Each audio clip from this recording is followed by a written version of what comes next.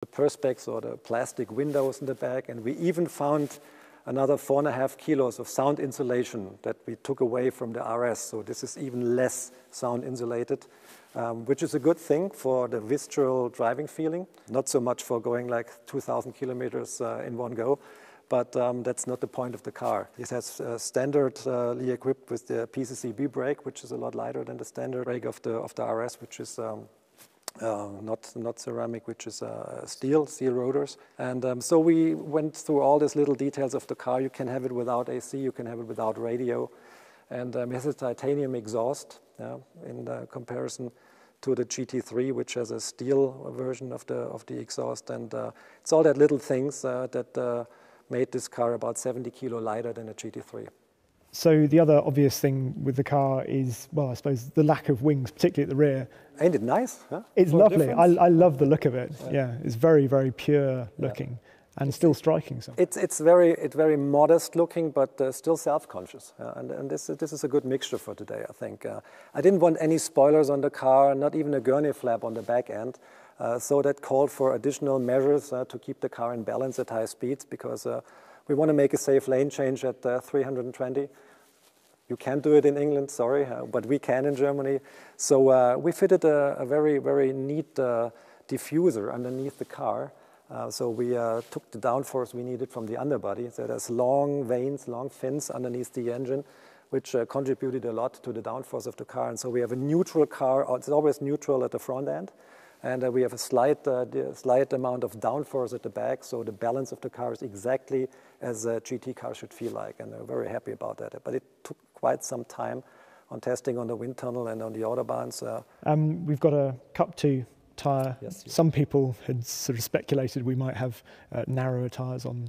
Yeah, I read that. Isn't that curious? Why should we make a car less competent grip-wise? So I suppose we've got the engine from the GT3 RS, and you've got the wheels and tyres. So you've got a 305 on the back from the GT3. So the contact patch, if you compare it to the GT3 RS, is way smaller, because we've got the same amount of power on the wheels, but on smaller wheels, which are the sizes of the GT3. It's ultra-high performance tires we are using on the GT3 as well, so we think they're just brilliant for the car. And they play a very good role in combination with this GT3 suspension, because all the parts we can see here on the suspension, the chassis is GT3 derived. And it'll slide pretty easy, so it's a good drift car. I don't want to encourage it on the open road because it's a road car, but it's a very entertaining drive, and there was no need to make it narrower. And I don't think it would have looked right if there would be less on the wheel wells. So it's exactly as the way it should be, I think. So we've got the same spring as the GT3, different, slightly retuned dampers. The damper calibration is different, so shock and rebound values are different. It's more for the street use, but we have PSM nevertheless. And if you put the PSM on the sport mode, it'll stiffen up. So for the occasional drift challenge or whatever besides open roads, so we have a solution for that too. One other thing that I think people perhaps wondered if you get rid of was rear wheel steering. Yeah. But you've kept it on the car. Yes, we did. So, which is kind of a contradiction, is it?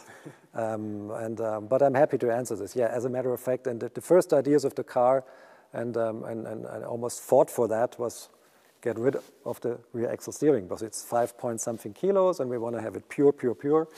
And we said, okay, but we know that this rear axle steering does a lot for the car's agility. And agility is a bonus for the driver because it's fun. So we didn't want to take fun out of the car by eliminating the rear axle steering. So logical thing is try both. And I can tell you the car felt like a truck without it. So, and we wanted to make this car even more agile than a GT3, and it is. It's in one league with the GT4, and that's a mid-engine car. How come? So it's the same hardware we use on the rear axle steering, but a completely different calibration. It doesn't like turn more. It's 1.5 degrees in every direction, but the way to this one, the progressive curve is different.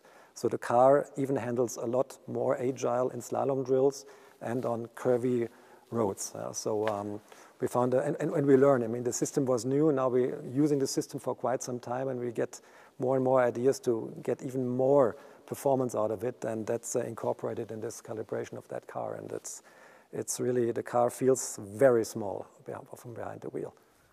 So the interior of the car is, well, the first thing to say is it's beautifully pure, like the ethos of the car, I suppose. Yeah, it should continue the way it's from the outside when you get in. And this is, for me, this is a car you don't get in. You're dressing up with it. You're wearing the car. It's like your favorite pair of jeans. As soon as you're sitting in the car, everything falls into place. The package, everything, the feeling you get. It's just focused on driving.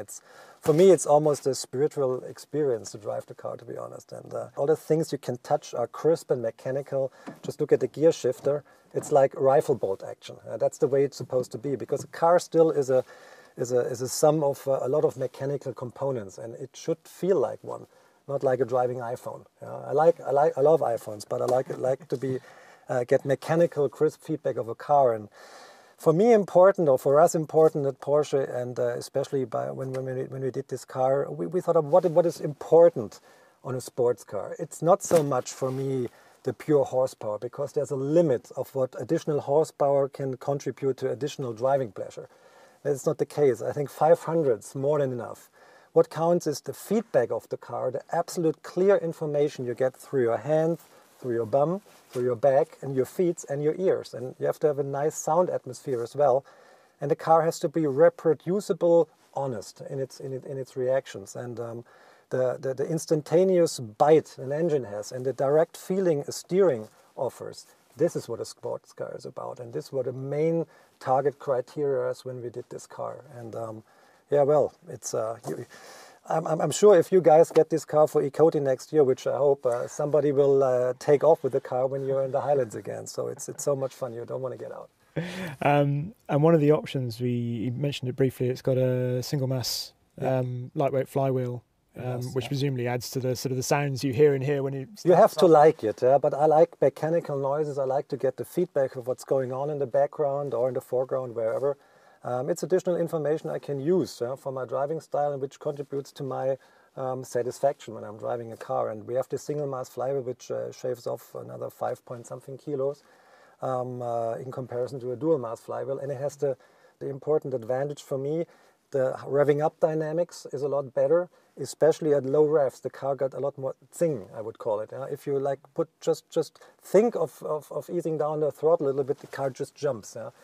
It is accompanied with a little bit of rattling, which is nice, and which is not overdone in that car. It's a little less than on the RS 4-liter, but still very audible and present. And yeah, we love it. And it comes with a reinforced clutch as well. In here, we've obviously got no leather up here, and the steering wheel is beautifully simple. It's the 360. Simplicity and function. It's a 360 steering wheel. It's specifically designed for the R, satin black finish. And this car, the photo car, is equipped as I would equip my car. It doesn't need leather, it doesn't need stitching here. Some people like it, that's fine, but I think it adds to the puristic note. That's the way I think an R should look, to be able to live up to the R moniker, because the R in its time was like get everything that you don't need out of the car. They even reduced it to one sun visor only, which would shave up another 100 grams, but it doesn't make sense nowadays, so there's no benefit in that.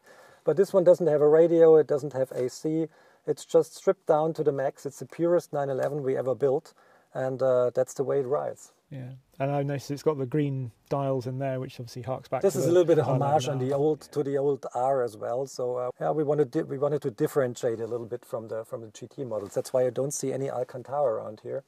So we have a beautiful option with this dark brown natural leather, which is even available for this non-leather version here. So there's some patches in dark brown and some patches in black, in addition to this old school cloth that we have on the seats, and it's quite a nice mixture, which reeks of lust for motoring, for me at least. Very classic, and we like the classic style of the car. And just looking at the buttons we've got down here, we've got the sports exhaust. We've got a sports button, which is it's only the rev match.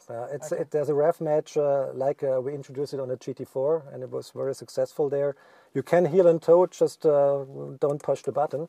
But if you wanted to have it done automatically, it'll do it perfectly. And the steering's been recalibrated